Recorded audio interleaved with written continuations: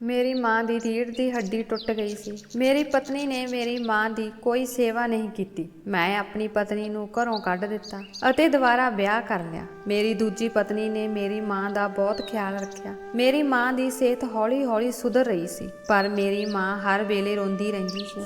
ਜੇ ਮੈਂ ਪੁੱਛਦਾ ਤਾਂ ਉਹ ਮੈਨੂੰ ਕੁਝ ਨਹੀਂ ਦੱਸਦੀ। ਇੱਕ ਦਿਨ ਜਦੋਂ ਮੈਂ ਆਪਣੀ ਦੂਜੀ ਪਤਨੀ ਨੂੰ ਆਪਣੀ ਮਾਂ ਦੀ ਕਮਰ ਦੀ ਮਾਲਿਸ਼ ਕਰਦੇ ਦੇਖਿਆ ਤਾਂ ਮੇਰੇ ਹੋਸ਼ ਉੱਡ ਗਏ, ਕਿਉਂਕਿ ਉਹ ਤਾਂ ਮੇਰੀ ਮਾਂ ਦੇ ਨਾਲ।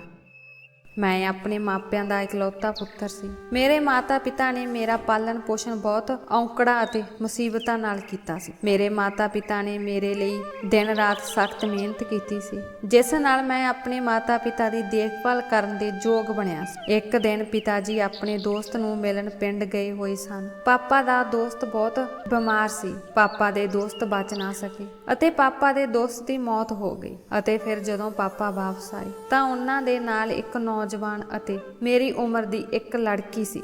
ਪਾਪਾ ਨੇ ਕਿਹਾ ਕਿ ਇਹ ਉਸ ਦੇ ਮਰਹੂਮ ਦੋਸਤ ਦੀ ਬੇਟੀ ਹੈ ਅਤੇ ਉਹ ਇਸ ਦਾ ਵਿਆਹ ਮੇਰੇ ਨਾਲ ਹੀ ਕਰਨਗੇ। ਮੈਂ ਪਿਤਾ ਜੀ ਨੂੰ ਬਹੁਤ ਸਮਝਾਇਆ। ਮੈਨੂੰ ਪਿਤਾ ਜੀ ਤੇ ਬਹੁਤ ਗੁੱਸਾ ਆਇਆ। ਮੈਂ ਵੀ ਆਪਣੇ ਪਿਤਾ ਜੀ ਨੂੰ ਬਹੁਤ ਪਿਆਰ ਕਰਦਾ ਸੀ। ਮੈਂ ਆਪਣੇ ਪਿਤਾ ਨੂੰ ਬਹੁਤ ਕਿਹਾ ਕਿ ਮੈਂ ਕਿਸੇ ਅਣਜਾਣ ਕੁੜੀ ਨਾਲ ਵਿਆਹ ਨਹੀਂ ਕਰ ਸਕਦਾ। ਪਤਾ ਨਹੀਂ ਇਹ ਕੁੜੀ ਕਿਹੋ ਜਿਹੀ ਹੋਵੇਗੀ। ਮੈਂ ਇਸ ਨਾਲ ਆਪਣੀ ਪੂਰੀ ਜ਼ਿੰਦਗੀ ਕਿਵੇਂ ਜੀ ਸਕਦਾ। ਪਰ ਪਿਤਾ ਜੀ ਨੇ ਜ਼ਬਰਦਸਤੀ ਮੇਰਾ ਆਸ਼ਾ ਨਾਲ ਵਿਆਹ ਕਰ ਦਿੱਤਾ। ਮੈਨੂੰ ਉਸ ਬਾਰੇ ਕੁਝ ਨਹੀਂ ਪਤਾ ਸੀ। ਆਸ਼ਾ ਹਰ ਸਮੇਂ ਡਰੀ ਰਹਿੰਦੀ ਸੀ ਅਤੇ ਮੈਨੂੰ ਉਸ ਤੇ ਬਹੁਤ ਗੁੱਸਾ ਆਉਂਦਾ ਸੀ। ਮੇਰੀ ਮਾਂ ਨੂੰ ਵੀ ਉਹ ਬਿਲਕੁਲ ਪਸੰਦ ਨਹੀਂ ਸੀ। ਮੰਮੀ ਕਹਿੰਦੀ ਕਿ ਤੇਰੇ ਪਾਪਾ ਨੇ ਤੇਰੇ ਬਾਰੇ ਨਹੀਂ ਸੋਚਿਆ, ਉਲਟਾ ਉਸਨੇ ਆਪਣੇ ਦੋਸਤ ਦਾ ਵਾਅਦਾ ਨਿਭਾਇਆ ਤੇ ਇਸ ਕਾਮਚੋਰ ਕੁੜੀ ਨੂੰ ਤੇਰੇ ਪੱਲੇ ਨਾਲ ਬੰਨ੍ਹ ਦਿੱਤਾ। ਉਨੀ ਦਿਨੀ ਮੇਰੇ ਪਿਤਾ ਜੀ ਬਹੁਤ ਬਿਮਾਰ ਹੋ ਗਏ ਅਤੇ ਉਹਨਾਂ ਦੀ ਮੌਤ ਹੋ ਗਈ। ਮੇਰੇ ਪਿਤਾ ਦੀ ਮੌਤ ਤੋਂ ਬਾਅਦ ਮੈਂ ਦੁਬਾਰਾ ਵਿਆਹ ਕਰ ਲਿਆ, ਕਿਉਂਕਿ ਮੇਰੀ ਪਹਿਲੀ ਪਤਨੀ ਉਸ ਤਰ੍ਹਾਂ ਦੀ ਨਹੀਂ ਸੀ ਜਿਸ ਤਰ੍ਹਾਂ ਦੀ ਮੈਂ ਚਾਹੁੰਦਾ ਸੀ।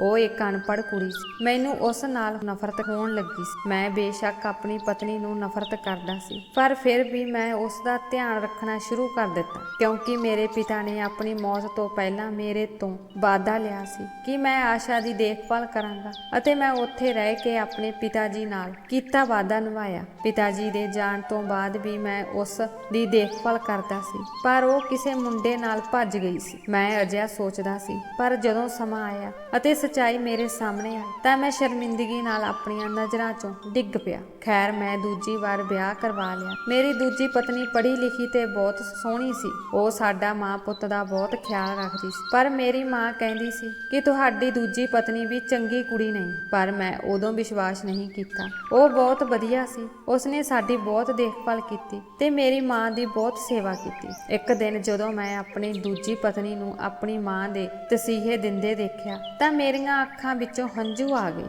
ਮੈਨੂੰ ਵਿਸ਼ਵਾਸ ਨਹੀਂ ਹੋ ਰਿਹਾ ਕਿ ਇਹ ਔਰਤ ਮੇਰੀ ਮਾਂ ਨਾਲ ਅਜਿਹਾ ਕਰ ਸਕਦੀ ਹੈ। ਮੈਂ ਆਪਣੇ ਪੈਰਾਂ ਤੇ ਖੜਾ ਨਹੀਂ ਹੋ ਸਕਿਆ। ਮਾਂ ਦੀ ਹਾਲਤ ਦੇਖ ਕੇ ਮੈਂ ਜ਼ਮੀਨ ਤੇ ਡਿੱਗਣ ਲੱਗਾ। ਇੱਕ ਔਰਤ ਹੋਣ ਦੇ ਨਾਤੇ ਉਹ ਦੂਜੀ ਔਰਤ ਨਾਲ ਇੰਨਾ ਵੱਡਾ ਅਪਰਾਧ ਕਿਵੇਂ ਕਰ ਸਕਦੀ ਹੈ। ਮੈਂ ਅਜਿਹਾ ਨਹੀਂ ਦੇਖ ਸਕਿਆ ਅਤੇ ਮੈਂ ਉਸੇ ਸਮੇਂ ਉਸ ਨੂੰ ਤਲਾਕ ਦੇ ਦਿੱਤਾ। ਮੇਰੀ ਦੂਜੀ ਪਤਨੀ ਮੈਨੂੰ ਕਹਿਣ ਲੱਗੀ ਕਿ ਤੂੰ ਮੈਨੂੰ ਤਾਂ ਛੱਡ ਦਿੱਤਾ, ਹੁਣ ਤੂੰ ਆਪਣੀ ਧੋਖੇਬਾਜ਼ ਮਾਂ ਨੂੰ ਵੀ ਛੱਡ ਦੇ ਜੋ ਤੇਰੀ ਦੋਸ਼ੀ ਹੈ। ਮੈਂ ਕਿਹਾ ਕਿ ਇੱਕ ਮਾਂ ਆਪਣੇ ਬੱਚਿਆਂ ਦਾ ਕਦੇ ਬੁਰਾ ਨਹੀਂ ਸੋਚਦੀ, ਪਰ ਮੇਰੀ ਦੂਜੀ ਪਤਨੀ ਕਹਿਣ ਲੱਗੀ ਕਿ ਤੇਰੀ ਮਾਂ ਤੇਰੇ ਸਾਹਮਣੇ ਚੰਗਾ ਹੋਣ ਦਾ ਦਿਖਾਵਾ ਕਰਦੀ ਹੈ। ਤੁਹਾਡੀ ਪਹਿਲੀ ਪਤਨੀ ਬਹੁਤ ਮਾਸੂਮ ਅਤੇ ਪਵਿੱਤਰ ਸੀ, ਪਰ ਤੁਹਾਡੀ ਮਾਂ ਨੂੰ ਉਹ ਪਸੰਦ ਨਹੀਂ ਸੀ। ਉਸ ਨੇ ਤੇਰੀ ਮਾਂ ਦੀ ਬਹੁਤ ਸੇਵਾ ਕੀਤੀ ਸੀ, ਪਰ ਤੇਰੀ ਮਾਂ ਤੇ ਜ਼ੁਲਮ ਉਸ ਦੇ ਵੱਧਦੇ ਗਏ। ਤੇਰੀ ਮਾਂ ਚਾਹੁੰਦੀ ਸੀ ਕਿ ਉਸਦੀ 9 ਲੱਖਾਂ ਦਾ ਦਾਜ ਲਿਆਵੇ ਤੇ ਉਹ ਕੁੜੀ ਗਰੀਬ ਸੀ, ਸਿਵਾਏ ਆਪਣੇ ਨਾਲ ਪਿਆਰ ਅਤੇ ਵਫਾਦਾਰੀ ਦੇ ਕੋਈ ਚੀਜ਼ ਨਹੀਂ ਲਿਆ ਸਕੀ। ਅਤੇ ਫਿਰ ਜਦੋਂ ਉਹ ਤੁਹਾਡੇ ਬੱਚੇ ਦੀ ਮਾਂ ਬਣਨ ਜਾ ਰਹੀ ਸੀ ਤਾਂ ਤੇਰੀ ਮਾਂ ਨੇ ਇੱਕ ਲੜਕੇ ਨੂੰ ਪੈਸੇ ਦਿੱਤੇ ਅਤੇ ਉਸ ਦੇ ਚਰਿੱਤਰਹੀਨਤਾ ਦਾ ਦੋਸ਼ ਲਗਾਇਆ। ਤੇਰੀ ਵਿਆਹੁਤਾ ਪਤਨੀ ਕਹਿੰਦੀ ਰਹੀ ਕਿ ਮੈਂ ਬਿਲਕੁਲ ਪਵਿੱਤਰ ਹਾਂ, ਪਰ ਤੂੰ ਉਸ ਦੀ ਗੱਲ ਨਹੀਂ ਮੰਨੀ ਅਤੇ ਉਸ ਨੂੰ ਧੱਕੇ ਦੇ ਕੇ ਘਰੋਂ ਕੱਢ ਦਿੱਤਾ। ਤੁਹਾਡਾ ਪੁੱਤਰ ਇਸ ਸੰਸਾਰ ਵਿੱਚ ਆਉਣ ਤੋਂ ਪਹਿਲਾਂ ਹੀ ਮਰ ਗਿਆ ਸੀ। ਉਸ ਗਰੀਬ ਕੁੜੀ ਦਾ ਕੀ ਦੋਸ਼ ਸੀ? ਉਹ ਮਾਸੂਮ ਸੀ, ਜਿਸ ਨੂੰ ਆਪਣੇ ਪਤੀ ਦੀ ਖਾਤਰ ਆਪਣੀ ਸੱਸ ਦੇ ਹਰ ਤਸੀਹੇ ਝੱਲਣੇ ਪਏ। ਉਸਨੇ ਇਸ ਘਰ ਦੇ ਲੋਕਾਂ ਦੇ ਦਿਲਾਂ ਵਿੱਚ ਜਗ੍ਹਾ ਬਣਾਉਣ ਦੀ ਬਹੁਤ ਕੋਸ਼ਿਸ਼ ਕੀਤੀ, ਪਰ ਹਰ ਵਾਰ ਉਸ ਨੂੰ ਜਲੀਲ ਕੀਤਾ ਗਿਆ, ਹਰ ਵਾਰ ਉਸ ਨੂੰ ਨਕਾਰ ਦਿੱਤਾ ਗਿਆ। ਉਹ ਅਨਾਥ ਕੁੜੀ ਜਿਸ ਦੇ ਅੱਗੇ ਪਿੱਛੇ ਕੋਈ ਨਹੀਂ ਸੀ। ਉਹ ਤੁਹਾਡੇ ਲੋਕਾਂ ਦੇ ਰਹਿਮੋ ਕਰਮ ਤੇ ਸੀ। ਉਹ ਤੁਹਾਡੀ ਮਾਂ ਦੇ ਪੈਰਾਂ ਤੇ ਡਿੱਗਦੀ ਰਹੀ, ਪਰ ਉਹ ਇੱਕ ਔਰਤ ਹੋਣ ਦੇ ਨਾਤੇ ਕਿਸੇ ਹੋਰ ਔਰਤ ਤੇ ਜ਼ੁਲਮ ਕਰਦੀ ਰਹੀ ਅਤੇ ਉਸ ਨੂੰ ਤੁਹਾਡੀ ਜ਼ਿੰਦਗੀ ਤੋਂ ਹਮੇਸ਼ਾ ਲਈ ਬਾਹਰ ਕੱਢ ਦਿੱਤਾ। ਅਤੇ ਫਿਰ ਉਸ ਤੋਂ ਬਾਅਦ ਤੁਸੀਂ ਮੇਰੇ ਨਾਲ ਵਿਆਹ ਕਰ ਲਿਆ। ਪਰ ਵਿਆਹ ਦੇ ਕੁਝ ਦਿਨਾਂ ਬਾਅਦ ਹੀ ਮੈਨੂੰ ਪਤਾ ਲੱਗਾ ਕਿ ਤੁਹਾਡੀ ਮਾਂ ਤੈਨੂੰ ਨੀਂਦ ਦੀਆਂ ਗੋਲੀਆਂ ਦਿੰਦੀ ਹੈ। ਉਹ ਡਰਦੀ ਹੈ ਕਿ ਕਿਤੇ ਉਸ ਦਾ ਇਕਲੌਤਾ ਪੁੱਤਰ ਖੋਇਆ ਨਾ ਜਾਵੇ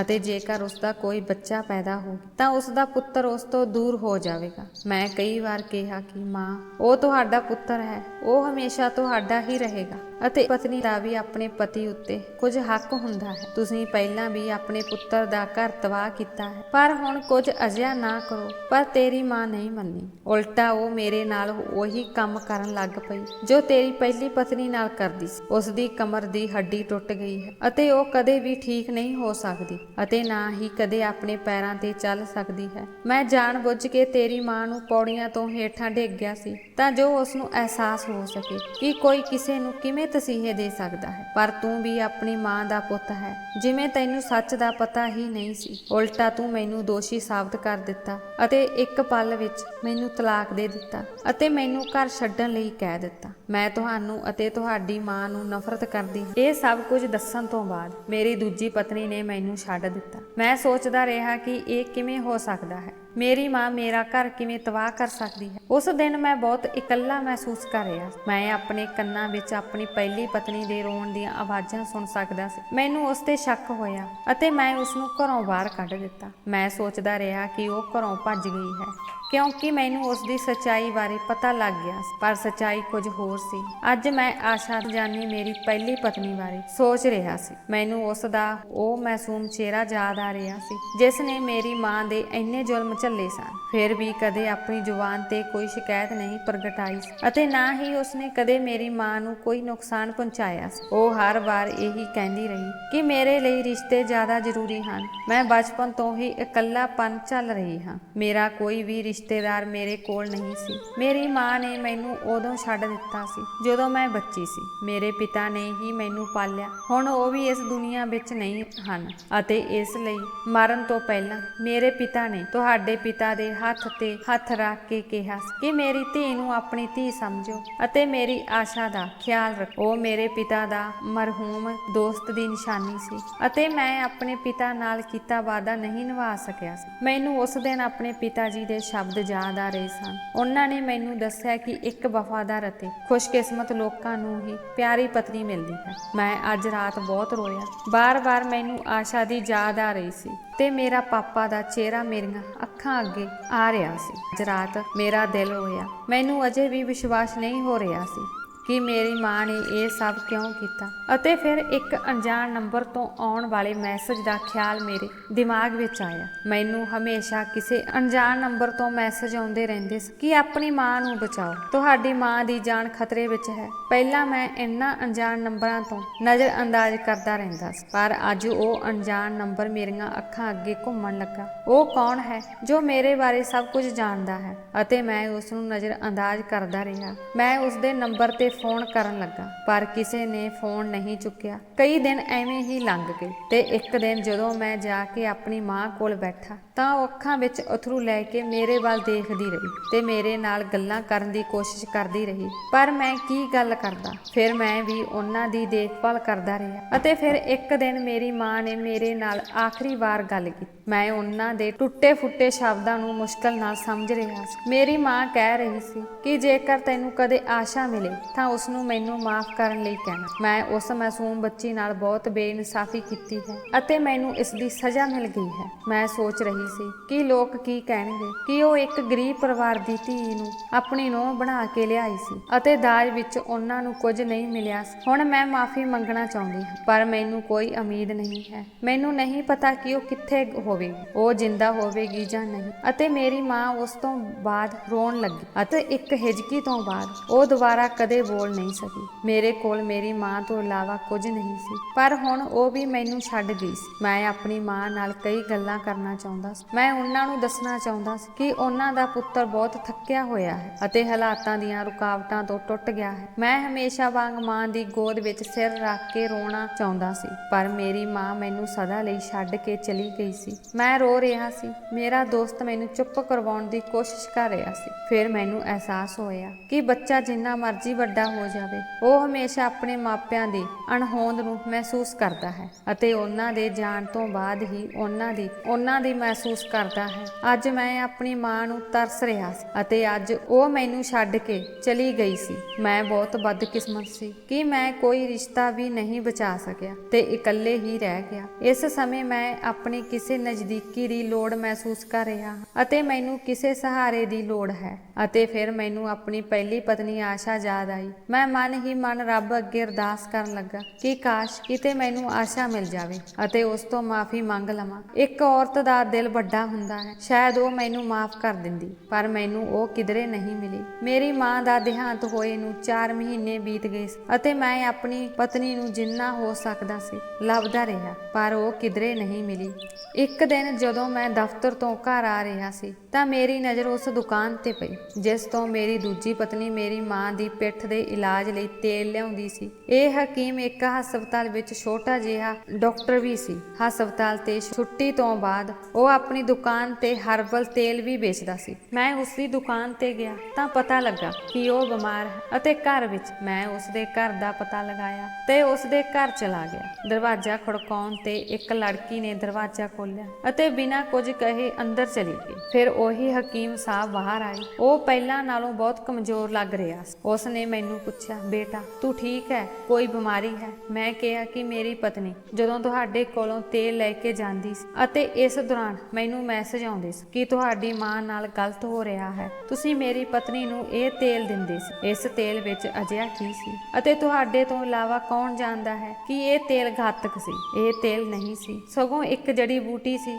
ਜਿਸ ਕਾਰਨ ਮੇਰੀ ਮਾਂ ਦਿਨੋਂ ਦਿਨ ਕਮਜ਼ੋਰ ਹੁੰਦੀ ਜਾ ਰਹੀ ਸੀ। ਫਿਰ ਉਹ ਹਕੀਮ ਥੋੜਾ ਘਬਰਾ ਗਿਆ। ਮੈਂ ਕਿਹਾ, ਮੈਂ ਤੁਹਾਡੀ ਉਮਰ ਦਾ ਧਿਆਨ ਰੱਖ ਰਿਹਾ ਹਾਂ, ਨਹੀਂ ਤਾਂ ਤੁਸੀਂ ਮੇਰੀ ਪਤਨੀ ਨਾਲ ਮਿਲ ਕੇ ਜੋ ਕੀਤਾ ਹੈ ਉਸ ਲਈ ਮੈਂ ਤੁਹਾਡੇ ਵਿਰੁੱਧ ਪੁਲਿਸ ਕੇਸ ਦਾਇਰ ਕਰ ਸਕਦਾ ਹਾਂ। ਫਿਰ ਹਕੀਮ ਨੇ ਕਿਹਾ ਕਿ ਮੈਂ ਇਹ ਸਭ ਪੈਸੇ ਦੀ ਖਾਤਰ ਕਰ ਰਿਹਾ ਸੀ। ਤੇਰੀ ਪਤਨੀ ਤੇਰੀ ਮਾਂ ਦੀ ਦੁਸ਼ਮਣ ਸੀ। ਮੇਰੀਆਂ 3 ਧੀਆਂ ਹਨ। ਮੈਨੂੰ ਤੁਹਾਡੇ ਫੋਨ ਤੇ ਆਏ ਸੰਦੇਸ਼ ਬਾਰੇ ਕੁਝ ਨਹੀਂ ਪਤਾ। ਤੁਹਾਨੂੰ ਉਹ ਸੁਨੇਹਾ ਕਿਸਨੇ ਭੇਜਿਆ ਹੈ? ਮੈਨੂੰ ਸਿਰਫ ਇੰਨਾ ਪਤਾ ਹੈ ਕਿ ਤੁਹਾਡੀ ਦੂਜੀ ਪਤਨੀ ਨੇ ਮੈਨੂੰ ਪੈਸੇ ਦਾ ਲਾਲਚ ਦਿੱਤਾ ਸੀ ਅਤੇ ਉਹ ਮੇਰੇ ਕੋਲੋਂ ਤੇਲ ਬਣਵਾ ਕੇ ਲੈ ਜਾਂਦੀ ਸੀ। ਉਹ ਤੇਰੀ ਮਾਂ ਨੂੰ ਮੇਰੇ ਹਸਪਤਾਲ ਵੀ ਲੈ ਆਈ ਸੀ। ਉਸਨੇ ਮੈਨੂੰ ਪੈਸੇ ਦਿੱਤੇ ਅਤੇ ਮੈਨੂੰ ਬਜ਼ੁਰਗ ਔਰਤ ਦਾ ਇਲਾਜ ਕਰਨ ਲਈ ਨਹੀਂ, ਸਗੋਂ ਰਿਪੋਰਟ ਬਣਾਉਣ ਲਈ ਕਿਹਾ ਕਿ ਇਸ ਦੀ ਕਮਰ ਦੀ ਹੱਡੀ ਕਦੇ ਠੀਕ ਨਹੀਂ ਹੋ ਸਕਦੀ। ਮੈਂ ਅਜਿਹਾ ਹੀ ਕੀਤਾ। ਉਸ ਦੀਆਂ ਧੀਆਂ ਦੇ ਹੱਥ ਜੁੜੇ ਦੇਖ ਕੇ ਮੈਂ ਬਿਨਾਂ ਕੁਝ ਕਹੇ ਵਾਪਸ ਮੁੜ ਆਇਆ। ਸਮਾਂ ਬੀਤਦਾ ਗਿਆ। ਮੈਂ ਆਪਣਾ ਪੁਰਾਣਾ ਘਰ ਸਦਾ ਲਈ ਛੱਡ ਦਿੱਤਾ ਤੇ ਉਹ ਸ਼ਹਿਰ ਵੀ ਛੱਡ ਦਿੱਤਾ। ਮੈਨੂੰ ਉਸ ਘਰ ਵਿੱਚ ਇੱਕ ਅਜੀਬ ਡਰ ਮਹਿਸੂਸ ਹੁੰਦਾ ਸੀ। ਮੈਨੂੰ ਉਹ ਦਿਨ ਅੱਜ ਵੀ ਯਾਦ ਹੈ ਜਦੋਂ ਮੇਰੀ ਪਤਨੀ ਮੇਰੇ ਤੋਂ ਮਾਫੀ ਮੰਗ ਰਹੀ ਸੀ, ਮੇਰੀ ਬਿਮਾਰ ਮਾਂ ਦੇ ਪੈਰੀ ਪੈ ਰਹੀ ਸੀ ਤੇ ਇਸ ਘਰ ਵਿੱਚ ਰਹਿਣ ਦੀ ਭੀਖ ਮੰਗ ਰਹੀ ਸੀ, ਪਰ ਮੈਂ ਉਸ ਦੀ ਇੱਕ ਨਾ ਸੁਣੀ। ਅਤੇ ਫਿਰ ਮੈਂ ਆਪਣੀ ਦੂਜੀ ਪਤਨੀ ਬਾਰੇ ਸੋਚਿਆ ਜੋ ਮੇਰੇ ਤੋਂ ਤੇਲ ਮੰਗਵਾ ਕੇ ਮੇਰੀ ਮਾਂ ਦੇ ਕਮਰੇ ਵਿੱਚ ਜਾਂਦੀ ਅਤੇ ਮੈਨੂੰ ਬਿਨਾਂ ਆਗਿਆ ਲਈ ਕਮਰੇ ਵਿੱਚ ਨਾ ਵੜਨ ਲਈ ਕਹਿੰਦੀ ਸੀ। ਅਤੇ ਜਦੋਂ ਇੱਕ ਦਿਨ ਅਚਾਨਕ ਮੈਂ ਜਾ ਕੇ ਦੇਖਿਆ ਤਾਂ ਉਹੀ ਤੇਲ ਮੇਰੀ ਮਾਂ ਨੂੰ ਪਿਲਾ ਰਹੀ ਸੀ। ਉਹ ਉਸ ਨੂੰ ਜ਼ੋਰ ਨਾਲ ਬਾਲਾਂ ਤੋਂ ਫੜ ਰਹੀ ਸੀ ਅਤੇ ਉਸ ਦੇ ਥੱਪੜ ਮਾਰ ਰਹੀ ਸੀ। ਮੇਰੀ ਮਾਂ ਰੋ ਰਹੀ ਸੀ ਅਤੇ ਉਹ ਔਰਤ ਮਾਂ ਤੇ ਤਰਸ ਨਹੀਂ ਖਾ ਰਹੀ ਸੀ। ਇਸੇ ਲਈ ਮੈਂ ਉਸ ਰਾਤ ਉਸ ਨੂੰ ਤਲਾਕ ਦੇ ਕੇ ਘਰੋਂ ਧੱਕਾ ਦੇ ਕੇ ਕੱਢ ਦਿੱਤਾ ਸੀ ਅਤੇ ਮੇਰੀ ਜ਼ਿੰਦਗੀ ਵਿੱਚ 3 ਔਰਤਾਂ ਸਨ। ਇੱਕ ਮੇਰੀ ਮਾਂ ਸੀ ਅਤੇ 2 ਮੇਰੀਆਂ ਪਤਨੀਆਂ ਸਨ ਤੇ ਉਹਨਾਂ ਸਾਰੀਆਂ ਦਾ ਸੁਭਾਅ ਵੱਖੋ ਵੱਖਰੇ ਸਨ। ਜਦੋਂ ਮੈਂ ਆਪਣੀ ਪਹਿਲੀ ਪਤਨੀ ਵੱਲ ਦੇਖਦਾ ਹਾਂ ਤਾਂ ਹਰ ਔਰਤ ਬੇਕਸੂਰ ਅਤੇ ਮਾਸੂਮ ਜਾਪਦੀ ਸੀ ਅਤੇ ਜਦੋਂ ਮੈਂ ਆਪਣੀ ਦੂਜੀ ਪਤਨੀ ਵੱਲ ਦੇਖਦਾ ਤਾਂ ਮੈਨੂੰ ਲੱਗਦਾ ਜਿਵੇਂ ਦੁਨੀਆ ਵਿੱਚ ਔਰਤ ਤੋਂ ਵੱਡਾ ਕੋਈ ਧੋਖੇਬਾਜ਼ ਨਹੀਂ ਹੋ ਸਕਦਾ। ਮੈਨੂੰ ਸਿਰਫ ਇੱਕ ਗੱਲ ਦਾ ਦੁੱਖ ਸੀ ਕਿ ਮੇਰੀ ਮਾਂ ਨੂੰ ਅਜਿਹਾ ਨਹੀਂ ਕਰਨਾ ਚਾਹੀਦਾ ਸੀ ਅਤੇ ਮੇਰਾ ਬੱਚਾ ਇਸ ਦੁਨੀਆ ਵਿੱਚ ਆਉਣ ਤੋਂ ਪਹਿਲਾਂ ਹੀ ਮਰ ਗਿਆ ਸੀ। ਮੈਂ ਕਿੰਨਾ ਬਦਕਿਸਮਤ ਸੀ ਕਿ ਮੈਂ ਨਾ ਇੱਕ ਚੰਗਾ ਪੁੱਤਰ ਬਣ ਸਕਿਆ, ਨਾ ਇੱਕ ਚੰਗਾ ਪਤੀ ਅਤੇ ਨਾ ਹੀ ਇੱਕ ਚੰਗਾ ਪਿਤਾ ਜੋ ਆਪਣੇ ਬੱਚੇ ਦੀ ਰੱਖਿਆ ਵੀ ਨਾ ਕਰ ਸਕਿਆ। ਮੈਂ ਇੱਕ ਅਜੀਬ ਸਥਿਤੀ ਵਿੱਚ ਸੀ। ਫਿਰ ਪਤਾ ਨਹੀਂ ਮੇਰੇ ਦਿਲ ਨੂੰ ਕੀ ਹੋਇਆ ਕਿ ਇੱਕ ਦਿਨ ਮੰਦਰ ਦੇ ਬਾਹਰ ਭਿਖਾਰੀਆਂ ਦੀ ਲਾਈਨ ਦੇਖ ਕੇ ਮੈਨੂੰ ਲੱਗਾ ਕਿ ਕਿਤੇ ਮੇਰੀ ਆਸ਼ਾ ਵੀ ਇਸ ਤਰ੍ਹਾਂ ਭੀਖ ਮੰਗ ਕੇ ਆਪਣਾ ਗੁਜ਼ਾਰਾ ਤਾਂ ਨਹੀਂ ਕਰਦੀ। ਹੁਣ ਮੈਂ ਹਰ ਰੋਜ਼ ਭਿਖਾਰੀਆਂ ਨੂੰ ਖਾਣਾ ਖਵਾਉਣ ਲੱਗਾ। ਮੈਨੂੰ ਕਿਤੇ ਵੀ ਕੋਈ ਗਰੀਬ ਮਿਲਦਾ ਤਾਂ ਮੈਂ ਉਸ ਨੂੰ ਖਾਣਾ ਜ਼ਰੂਰ ਖਵਾਉਂਦਾ। ਇਸ ਤਰ੍ਹਾਂ ਕਰਕੇ ਮੇਰੇ ਦਿਲ ਨੂੰ ਬਹੁਤ ਰਾਹਤ ਮਹਿਸੂਸ ਹੁੰਦੀ। ਮੈਂ ਹਰ ਰੋਜ਼ ਪਰਮਾਤਮਾ ਅੱਗੇ ਅਰਦਾਸ ਕਰਦਾ ਹਾਂ ਕਿ ਉਹ ਮੇਰੇ ਦਿਲ ਨੂੰ ਸ਼ਾਂਤੀ ਦੇਵੇ। ਮੈਂ ਇੰਨੀ ਦਿਨੀ ਬਹੁਤ ਬੇਚੈਨ ਰਹਿੰਦਾ ਸੀ। ਮੇਰੇ ਦਿਲ ਉੱਤੇ ਇੱਕ ਬੋਝ ਸੀ ਜੋ ਮੈਨੂੰ ਅੰਦਰੋਂ ਦੁਖੀ ਕਰ ਰਿਹਾ ਸੀ। ਮੈਂ ਜ਼ਿੰਦਗੀ ਨੂੰ ਖਿੱਚ ਰਿਹਾ ਸੀ ਅਤੇ ਜ਼ਿੰਦਗੀ ਮੈਨੂੰ ਖਿੱਚ ਰਹੀ ਸੀ। ਇੰਜ ਲੱਗਦਾ ਸੀ ਜਿਵੇਂ ਮੇਰੀ ਜਾਨ ਵੀ ਮੇਰੇ ਤੋਂ ਦੁਖੀ ਹੋ ਗਈ ਹੋਵੇ। ਉਹ ਮੈਨੂੰ ਬੋਝ ਸਮਝ ਰਹੀ ਹੋਵੇ। ਅਤੇ ਫਿਰ 4 ਸਾਲ ਬਾਅਦ ਮੇਰੀ ਪ੍ਰਾਰਥਨਾ ਸਵੀਕਾਰ ਹੋਈ। ਇੱਕ ਦਿਨ ਜਦੋਂ ਮੈਂ ਬਹੁਤ ਬਿਮਾਰ ਹੋ ਗਿਆ ਤਾਂ ਮੇਰਾ ਦੋਸਤ ਮੈਨੂੰ ਹਸਪਤਾਲ ਲੈ ਗਿਆ ਤਾਂ ਉੱਥੇ ਮੈਨੂੰ ਆਸ਼ਾ ਮਿਲੀ। ਉਹ ਇੱਕ ਹਸਪਤਾਲ ਵਿੱਚ ਨਰਸ ਵਜੋਂ ਕੰਮ ਕਰਦੀ ਸੀ। ਮੈਂ ਉਸ ਵੱਲ ਦੇਖਦਾ ਰਿਹਾ ਅਤੇ ਕੁੜੀ ਨੂੰ ਦੇਖ ਕੇ ਮੈਨੂੰ ਲੱਗਾ ਕਿ ਉਹ ਕਦੇ ਵੀ ਕਿਸੇ ਦੇ ਸਾਹਮਣੇ ਖੜ ਕੇ ਗੱਲ ਨਹੀਂ ਕਰ ਸਕੇਗੀ। ਉਹ ਅੱਜ ਮੇਰੇ ਸਾਹਮਣੇ ਖੜੀ ਸੀ। ਮੈਨੂੰ ਦੇਖ ਕੇ ਉਸਦੇ ਚਿਹਰੇ ਤੇ ਖੁਸ਼ੀ ਦੀ ਕੋਈ ਲਹਿਰ ਨਹੀਂ ਸੀ। ਉਹ ਖੁਸ਼ ਹੁੰਦੀ ਵੀ ਕਿਵੇਂ? ਮੈਂ ਉਸਨੂੰ ਕਦੇ ਉਸਦੀ ਜਗ੍ਹਾ ਨਹੀਂ ਦਿੱਤੀ। ਮੈਂ ਉਸਨੂੰ ਹਮੇਸ਼ਾ ਆਪਣੀ ਜੁੱਤੀ ਦੀ ਨੋਕ ਤੇ ਰੱਖਿਆ ਅਤੇ ਉਸ ਘਰ ਵਿੱਚ ਉਸਦਾ ਹੋਣਾ ਬਰਦਾਸ਼ਤ ਨਹੀਂ ਕਰ ਸਕਦਾ ਸੀ। ਮੈਂ ਸੋਚਦਾ ਸੀ ਕਿ ਉਹ ਪਿੰਡ ਦੀ ਅਨਪੜ੍ਹ ਕੁੜੀ ਸੀ ਤੇ ਮੈਂ ਸ਼ਹਿਰ ਦਾ ਪੜ੍ਹਿਆ ਲਿਖਿਆ ਆਦਮੀ, ਜਿਸ ਲਈ ਕੁੜੀਆਂ ਦੀਆਂ ਲਾਈਨਾਂ ਲੱਗੀਆਂ ਹੁੰਦੀਆਂ ਸਨ। ਮੈਨੂੰ ਸਿਰਫ ਸ਼ਹਿਰ ਦੀਆਂ ਕੁੜੀਆਂ ਹੀ ਪਸੰਦ ਸਨ। ਅਤੇ ਜਦੋਂ ਮੇਰਾ ਵਿਆਹ ਆਸ਼ਾ ਨਾਲ ਹੋਇਆ ਸੀ ਤਾਂ ਉਹ ਹਰ ਵੇਲੇ ਘਬਰਾਹਟ ਵਿੱਚ ਰਹਿੰਦੀ ਸੀ ਅਤੇ ਹਰ ਕੰਮ ਨੂੰ ਵਿਗਾੜ ਦਿੰਦੀ ਸੀ। ਮੈਂ ਸੋਚਦਾ ਸੀ ਕਿ ਉਸ ਦਾ ਮੋਟਾ ਦਿਮਾਗ ਹੈ ਅਤੇ ਕਿਸੇ ਕੰਮ ਦੀ ਨਹੀਂ ਹੈ, ਪਰ ਮੈਂ ਸਮਝ ਨਹੀਂ ਸਕਿਆ ਕਿ ਜਦੋਂ ਕੋਈ ਕੁੜੀ ਆਪਣਾ ਘਰ ਛੱਡ ਕੇ ਆਉਂਦੀ ਹੈ ਤਾਂ ਉਸਨੂੰ ਇੱਕ ਦੋਸਤ ਹਮਦਰਦ ਦੀ ਲੋੜ ਹੁੰਦੀ ਹੈ ਜੋ ਉਸਨੂੰ ਦੱਸ ਸਕੇ ਕਿ ਉਸਨੂੰ ਕੀ ਕਰਨਾ ਚਾਹੀਦਾ ਹੈ, ਉਸਦੇ ਸਹੁਰੇ ਘਰ ਵਿੱਚ ਕਿਵੇਂ ਰਹਿਣਾ ਹੈ। ਉਸ ਵਿਚਾਰੀ ਲੜਕੀ ਕੋਲ ਮਾਂ ਵੀ ਨਹੀਂ ਸੀ ਜੋ ਉਸਨੂੰ ਸਮਝਾ ਸਕੇ ਅਤੇ ਮੇਰੀ ਮਾਂ ਵੀ ਉਸ ਨਾਲ ਦੁਸ਼ਮਣ ਵਰਗਾ ਸਲੂਕ ਕੀਤਾ। ਆਸ਼ਾ ਨੂੰ ਵੀ ਮੇਰੇ ਤੋਂ ਕੋਈ ਉਮੀਦ ਨਹੀਂ ਸੀ। ਹਰ ਪਾਸੇ ਹਨੇਰਾ ਸੀ। ਇਹਨਾਂ ਹਾਲਾਤਾਂ ਵਿੱਚ ਗਰੀਬ ਕੁੜੀ ਹੋਰ ਕੀ ਕਰ ਸਕਦੀ ਸੀ? ਮੈਂ ਉਸ ਲਈ ਇੱਕ ਜ਼ਾਲਮ ਪਤੀ ਬਣ ਗਿਆ ਸੀ। ਜਦੋਂ ਕੋਈ ਕੁੜੀ ਵਿਦਾ ਹੁੰਦੀ ਹੈ ਤਾਂ ਸਭ ਕੁਝ ਆਪਣੇ ਮਾਪਿਆਂ ਕੋਲ ਛੱਡ ਜਾਂਦੀ ਹੈ ਤੇ ਉਸਦਾ ਸਭ ਕੁਝ ਉਸਦਾ ਸਹੁਰਾ ਘਰ ਬਣ ਜਾਂਦਾ ਹੈ। ਉਸ ਨੂੰ ਆਪਣੇ ਪਤੀ ਤੋਂ ਬਹੁਤ ਉਮੀਦਾਂ ਸਨ। ਮੈਨੂੰ ਇਹ ਸਭ ਸਮਝਣਾ ਚਾਹੀਦਾ ਸੀ। ਮੈਨੂੰ ਆਸ਼ਾ ਦਾ ਸਾਥ ਦੇਣਾ ਚਾਹੀਦਾ ਸੀ, ਪਰ ਮੈਂ ਕਦੇ ਵੀ ਉਸ ਨੂੰ ਆਪਣੀ ਪਤਨੀ ਦਾ ਸਥਾਨ ਨਹੀਂ ਦੇ ਸਕਿਆ। ਅਤੇ ਫਿਰ ਅੱਜ ਇੰਨੇ ਸਾਲਾਂ ਬਾਅਦ ਉਹ ਕਿੰਨੇ ਭਰੋਸੇ ਨਾਲ ਮੇਰੇ ਕੋਲ ਖੜੀ ਹੋ ਕੇ ਮੇਰੇ ਡ੍ਰਿਪ ਲਗਾ ਰਹੀ ਸੀ। ਮੈਂ ਉਸ ਨਾਲ ਗੱਲ ਕਰਨਾ ਚਾਹੁੰਦਾ ਸੀ, ਪਰ ਹੁਣ ਮੈਂ ਬੇਹੋਸ਼ ਹੋ ਗਿਆ ਸੀ। ਇੰਜ ਲੱਗ ਰਿਹਾ ਸੀ ਜਦੋਂ ਕਿਸੇ ਦਿਨ ਮੈਂ ਇਸ ਨੀਂਦ ਤੋਂ ਜਾਗਾਂਗਾ ਤਾਂ ਮੇਰੀ ਪਤਨੀ ਹਮੇਸ਼ਾ ਲਈ ਕਿਤੇ ਗੁਆਚ ਜਾਵੇਗੀ। ਪਤਾ ਨਹੀਂ ਰਾਤ ਦਾ ਕਿਹੜਾ ਸਮਾਂ ਸੀ ਜਦੋਂ ਮੈਂ ਨੀਂਦ ਤੋਂ ਜਾਗਿਆ। ਮੇਰਾ ਦੋਸਤ ਅਜੇ ਵੀ ਮੇਰੇ ਸਾਹਮਣੇ ਖੜਾ ਸੀ। ਉਹ ਮੇਰਾ ਇਕਲੌਤਾ ਦੋਸਤ ਸੀ ਜਿਸ ਨੇ ਹਮੇਸ਼ਾ ਮੇਰਾ ਸਾਥ ਦਿੱਤਾ ਅਤੇ ਉਸਨੇ ਮੈਨੂੰ ਦੱਸਿਆ ਕਿ ਤੁਹਾਨੂੰ ਜਿਸ ਨੰਬਰ ਤੋਂ ਸੁਨੇਹੇ ਆਉਂਦੇ ਸਨ ਇਹ ਤੁਹਾਡੀ ਪਤਨੀ ਆਸ਼ਾ ਦਾ ਸੀ। ਉਹ ਨੰਬਰ ਤੁਹਾਡੇ ਮ੍ਰਿਤਕ ਸਹੁਰੇ ਦੇ ਨਾਂ ਤੇ ਹੈ ਅਤੇ ਆਸ਼ਾ ਹਸਪਤਾਲ 'ਚ ਕੰਮ ਕਰਦੀ ਸੀ ਅਤੇ ਤੁਹਾਡੀ ਦੂਜੀ ਪਤਨੀ ਤੁਹਾਡੀ ਮਾਂ ਨੂੰ ਚੈੱਕਅਪ ਲਈ ਜਿਸ ਡਾਕਟਰ ਕੋਲ ਲੈ ਕੇ ਜਾਂਦੀ ਸੀ, ਆਸ਼ਾ ਵੀ ਉਸ ਹਸਪਤਾਲ ਵਿੱਚ ਕੰਮ ਕਰਦੀ ਸੀ। ਤੇ ਇੱਕ ਦਿਨ ਉਸ ਨੂੰ ਪਤਾ ਲੱਗਾ ਕਿ ਡਾਕਟਰ ਵੀ ਤੁਹਾਡੀ ਦੂਜੀ ਪਤਨੀ ਨਾਲ ਮਿਲਿਆ ਹੋਇਆ ਹੈ। ਜਦੋਂ ਆਸ਼ਾ ਨੂੰ ਇਸ ਬਾਰੇ ਪਤਾ ਲੱਗਾ ਤਾਂ ਉਹ ਤੁਹਾਨੂੰ ਹਰ ਰੋਜ਼ ਮੈਸੇਜ ਕਰਦੀ ਸੀ ਤਾਂ ਜੋ ਤੁਹਾਡੀ ਅਕਲ ਤੇ ਲੱਗੀ ਪੱਟੀ ਨੂੰ ਹਟਾਇਆ ਜਾ ਸਕੇ। ਅਤੇ ਕੀ ਤੁਹਾਨੂੰ ਪਤਾ ਹੈ ਕਿ ਮੈਨੂੰ ਇਹ ਸਭ ਕਿਵੇਂ ਪਤਾ ਲੱਗਾ? ਮੈਂ ਆਪਣੇ ਦੋਸਤ ਵੱਲ ਦੇਖ ਰਿਹਾ ਸੀ ਜੋ ਮੇਰੇ ਵੱਲ ਦੇਖ ਕੇ ਮੁਸਕਰਾ ਰਿਹਾ ਸੀ। ਜਦੋਂ ਮੈਂ ਕਿਹਾ ਮੈਨੂੰ ਦੱਸੋ ਤਾਂ ਉਸਨੇ ਕਿਹਾ ਜਿਸ ਦਿਨ ਤੁਸੀਂ ਮੈਨੂੰ ਪਹਿਲੀ ਵਾਰ ਇਸ ਨੰਬਰ ਬਾਰੇ ਦੱਸਿਆ ਸੀ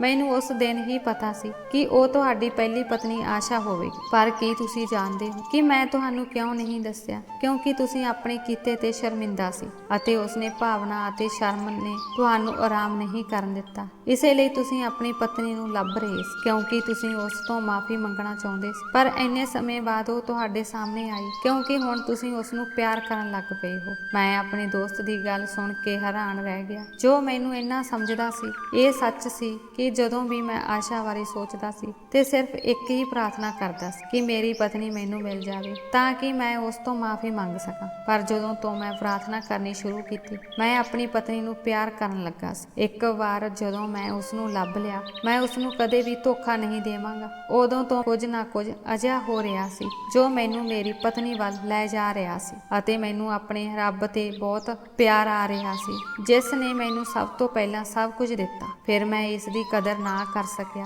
ਅਤੇ ਫਿਰ ਰੱਬ ਨੇ ਮੇਰੇ ਤੋਂ ਉਹ ਸਭ ਵਾਪਸ ਲੈ ਲਿਆ ਅਤੇ ਦੁਬਾਰਾ ਮੈਨੂੰ ਬਹੁਤ ਸਾਰੇ ਇਮਤਿਹਾਨ ਵਿੱਚੋਂ ਲੰਘਣਾ ਪਿਆ ਅਤੇ ਮੈਂ ਉਹਨਾਂ ਪ੍ਰੀਖਿਆਵਾਂ ਨੂੰ ਪਾਸ ਕੀਤਾ। ਲੋਕਾਂ ਨੇ ਮੈਨੂੰ ਠੁਕਰਾ ਦਿੱਤਾ ਤੇ ਰੱਬ ਨੇ ਮੇਰਾ ਸਾਥ ਦਿੱਤਾ। ਰੱਬ ਨੇ ਮੇਰਾ ਤਬਾਦਲਾ ਇਸ ਸ਼ਹਿਰ ਵਿੱਚ ਕਰਵਾ ਦਿੱਤਾ ਜਿੱਥੇ ਆਸ਼ਾ ਰਹਿੰਦੀ ਸੀ ਤੇ ਫਿਰ ਮੈਂ ਅਚਾਨਕ ਬਿਮਾਰ ਹੋ ਗਿਆ। ਇਸ ਹਸਪਤਾਲ ਦੇ ਬੈੱਡ ਤੇ ਪਹੁੰਚ ਗਿਆ ਜਿੱਥੇ ਮੇਰੀ ਪਤਨੀ ਆਸ਼ਾ ਕੰਮ ਕਰਦੀ ਸੀ। ਮੈਂ ਬੇਵੱਸ ਮਹਿਸੂਸ ਕਰ ਰਿਹਾ ਸੀ ਪਰ ਮੈਨੂੰ ਦੱਸਿਆ ਗਿਆ ਕਿ ਮੇਰਾ ਰੱਬ ਮੇਰੇ ਲਈ ਰਾਸਤੇ ਖੋਲ੍ਹ ਰਿਹਾ ਹੈ ਤਾਂ ਜੋ ਮੈਂ ਆਪਣੀ ਮੰਜ਼ਿਲ ਤੇ ਪਹੁੰਚ ਸਕਾਂ। ਮੈਂ ਡਿੱਗਦਾ ਰਿਹਾ ਹਰ ਵਾਰ ਟੁੱਟਦਾ ਰਿਹਾ ਅਤੇ ਕਦੇ ਵੀ ਆਪਣੇ ਰੱਬ ਤੋਂ ਦੂਰ ਨਹੀਂ ਹੋਇਆ। ਮੈਂ ਸਭ ਕੁਝ ਰੱਬ ਤੇ ਛੱਡ ਦਿੱਤਾ ਸੀ, ਆਪਣਾ ਰੱਬ ਮੰਨ ਲਿਆ ਸੀ ਅਤੇ ਜਦੋਂ ਉਸ ਪਰਮਾਤਮਾ ਨੂੰ ਕਬੂਲ ਕਰ ਲਿਆ ਜਾਂਦਾ ਹੈ ਤਾਂ ਉਸ ਦੀ ਖਾਤਰ ਹਰ ਉਹ ਚੀਜ਼ ਛੱਡ ਦਿੱਤੀ ਜਾਂਦੀ ਹੈ ਜੋ ਪਰਮਾਤਮਾ ਨੂੰ ਪਸੰਦ ਨਹੀਂ ਹੁੰਦੀ। ਫਿਰ ਸਾਡਾ ਪਰਮਾਤਮਾ ਵੀ ਸਾਨੂੰ ਸਾਡੀਆਂ ਮਨਪਸੰਦ ਚੀਜ਼ਾਂ ਵਾਪਸ ਕਰ ਦਿੰਦਾ ਹੈ, ਭਾਵੇਂ ਉਹ ਮਨੁੱਖ ਹੀ ਕਿਉਂ ਨਾ ਹੋਵੇ। ਜਦੋਂ ਮੈਂ ਆਪਣੀ ਪਤਨੀ ਤੋਂ ਮਾਫੀ ਮੰਗੀ ਅਤੇ ਉਸ ਨੂੰ ਘਰ ਲੈ ਆਇਆ ਤਾਂ ਉਸਨੇ ਮੈਨੂੰ ਮਾਫ ਕਰ ਦਿੱਤਾ ਅਤੇ ਇੱਕ ਵਾਰ ਫਿਰ ਮੈਂ ਪਰਮਾਤਮਾ ਦਾ ਧੰਨਵਾਦ ਕੀਤਾ ਜਿਸ ਨੇ ਮੇਰੇ ਤੇ ਇੰਨੀ ਮਿਹਰਬਾਨੀ ਕੀਤੀ ਕਿ ਉਸਨੇ ਮੈਨੂੰ ਦੁਬਾਰਾ ਟੁੱਟਣ ਤੋਂ ਬਚਾਇਆ। ਮੈਂ ਆਪਣੀ ਪਤਨੀ ਦਾ ਮੇਰੀ ਮਾਂ ਅਤੇ ਮੈਨੂੰ ਮਾਫ ਕਰਨ ਲਈ ਧੰਨਵਾਦ ਕਰਨਾ ਸ਼ੁਰੂ ਕਰ ਦਿੱਤਾ ਅਤੇ ਉਸਨੇ ਕਦੇ ਵੀ ਮੇਰੇ ਵਿਰੁੱਧ ਗੁੱਸਾ ਨਹੀਂ ਰੱਖਿਆ, ਭਾਵੇਂ ਮੈਂ ਉਸ ਨਾਲ ਕਦੇ ਚੰਗਾ ਨਹੀਂ ਸੀ। ਹੌਲੀ ਹੌਲੀ ਸਮਾਂ ਬੀਤਦਾ ਗਿਆ। ਅੱਜ ਮੇਰੇ 2 ਬੱਚੇ ਹਨ। ਮੈਂ ਆਪਣੀ ਪਤਨੀ ਨਾਲ ਬਹੁਤ ਖੁਸ਼ ਹਾਂ ਅਤੇ ਮੈਂ ਆਪਣੇ ਬੱਚਿਆਂ ਦਾ ਪਾਲਣ ਪੋਸ਼ਣ ਇਸ ਤਰ੍ਹਾਂ ਕੀਤਾ ਹੈ ਕਿ ਉਹ ਕਦੇ ਵੀ ਦੂਸਰਿਆਂ ਨਾਲ ਬੁਰਾ ਨਹੀਂ ਕਰਨਗੇ। ਮੈਂ ਬਹੁਤ ਖੁਸ਼ਕਿਸਮਤ ਹਾਂ ਕਿ ਅਜਿਹੀ ਪਤਨੀ ਮਿਲੀ ਜੋ ਹਮੇਸ਼ਾ ਆਪਣੇ ਪਤੀ ਦੀ ਵਫਾਦਾਰ ਰਹੀ, ਜਿਸ ਦੇ ਦਿਲ ਵਿੱਚ ਕਦੇ ਵੀ ਪਾਪ ਨਹੀਂ ਸੀ। ਤਾਂ ਦੋਸਤੋ, ਅੱਜ ਸਾਡੀ ਇਹ ਕਹਾਣੀ ਸੀ। ਤੁਹਾਨੂੰ ਇਹ ਕਿਵੇਂ ਲੱਗੀ? ਜੇਕਰ ਤੁਹਾਨੂੰ ਚੰਗੀ ਲੱਗੀ ਤਾਂ ਕਮੈਂਟ ਬਾਕਸ ਵਿੱਚ ਜ਼ਰੂਰ ਦੱਸਣਾ। ਜੇ ਚੈਨਲ ਤੇ ਨਵੇਂ ਹੋ ਤਾਂ ਚੈਨਲ ਨੂੰ ਸਬਸਕ੍ਰਾਈਬ ਕਰਨਾ। ਧੰਨਵਾਦ।